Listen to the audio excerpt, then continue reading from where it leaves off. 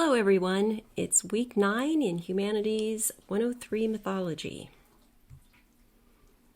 Here you have a screenshot of your course schedule, and you'll see that on Thursday you have a discussion post due, which I'll tell you about in just a minute. And then by Sunday, please respond to 3 other people. Before I move on, I just want to make a real quick comment about the peer response. By and large, your responses are absolutely wonderful. I mean, they're detailed, they're thorough, they're right to the point. But I just want to remind a few of you that there are prompts for each of the peer responses. So be sure that you read those prompts. They're different for every single discussion, and that you answer each of those prompts for each of the peer feedback or responses that you do. Here is the week 9 module, and you'll see that our topic this week is the apocalypse. Now, I know that that things are going on in the world right now that certainly have prompted many, many people to ponder whether there is such a thing as biblical end times, or if we're seeing events that could escalate into, I don't even want to say the words, but you know what I'm talking about. And so I have to say, I honestly even thought about perhaps just removing this module at this time. But it's super important that we look at, first of all, the fact that people, from the moment that they could open their mouth and tell stories, have been telling stories about the end of the world, either the end of humanity as we know it, the end of the planet. The stories all vary.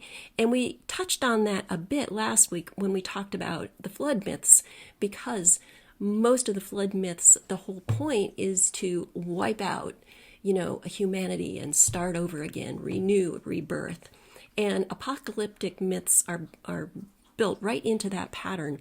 But they're a little more broad in their topics than just floods. So that's the one thing we want to keep in mind, that these stories are ubiquitous. Most cultures over time. So this isn't something that we just sort of, woke up to with the dawning of the age of Aquarius or something. So we want to look at some of those apocalyptic myths from ancient people. And then we also want to look at what were some of the events in the more recent past that prompted people to imagine that the end times had come. And we're going to call those, the 10 apocalypses that obviously didn't happen. So the other thing is, nobody can say, don't worry about it, it's not going to happen. I'm not even going to go there. But the point is that most of these myths are exaggerated, they generate fear, but they don't happen. So keep that in the back of your mind. All right, so a couple of articles and then 3 videos from Crash Course Mythology.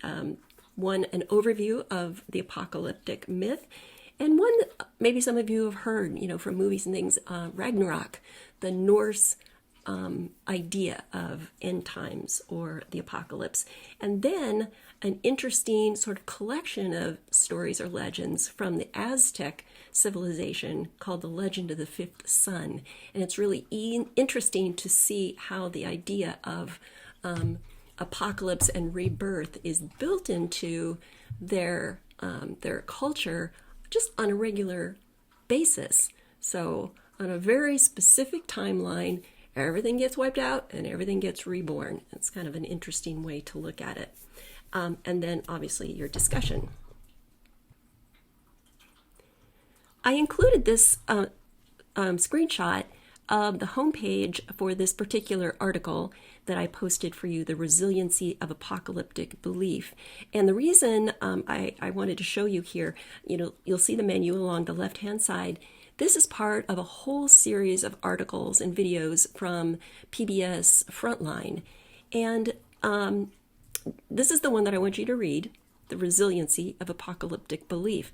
However, if this is something that is interesting to you, that's caught your attention lately, maybe something that you don't know much about, you're curious when people talk about the book of Revelation, which is in the New Testament of the Christian Bible, when people talk about the Antichrist or some of these ideas, that this would be a good source.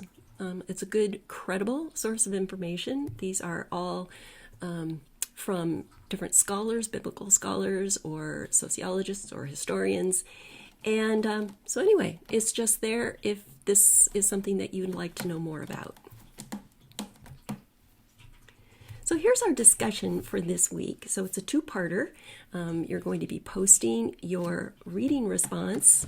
Well, it's not really a reading response. It's actually kind of almost a creative writing response by Thursday. And then by Sunday, you'll be responding to 3 other people.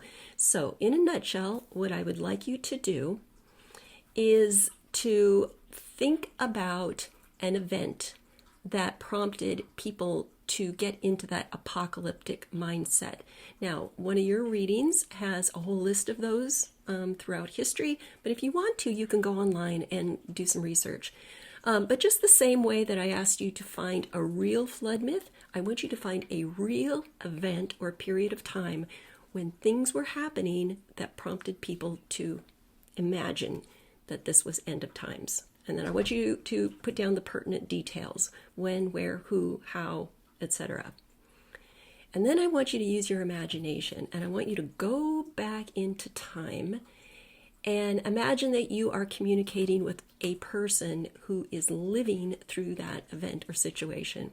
And this person can be imaginary, it could be a historical person that you read about, but I want you to really picture who this person is and what they might be feeling. And then I'd like you to write them a personal letter. And this letter should include a minimum of these 3 things. So acknowledge what they're going through and how you imagine they might be feeling about it. And then I want you, because obviously you're a visitor from the future and you are privy to the information about how this event actually turned out, I want you to go ahead and tell them. Okay, so we're not too concerned about, altering the timeline of history. So you're going to reassure them that what they're fearing or anticipating does not come to pass. But I want you to tell them how it actually does unfold. And then the third thing I want you to do is to really feel some empathy for this person and suggest some things that they could do in the meantime to assist them, either on a practical level in the resolution of this event or situation, how they might keep themselves safe or their families, how they might survive in this situation, or how they might manage this from a emotional or cognitive standpoint. If they're feeling fearful or they're feeling anxious, what do you suggest that they do in order to manage those feelings? All right, so this should be an interesting letter to write. And then, of course, your peer review. So I have not, obviously, screenshot the entire thing here, which means you have to go into the instructions and read what the prompts are for the peer response. As usual, if you have any questions for me, I'll be on chat on our course website Monday between 11 and 12. You can contact me and I'll get back to you right away. You can always post questions in the Ask the Instructor discussion forum or contact me through the Canvas inbox. That's probably the second fastest way to get in touch with me. So, all right. That's all I have for you this week, and I'll talk to you next week.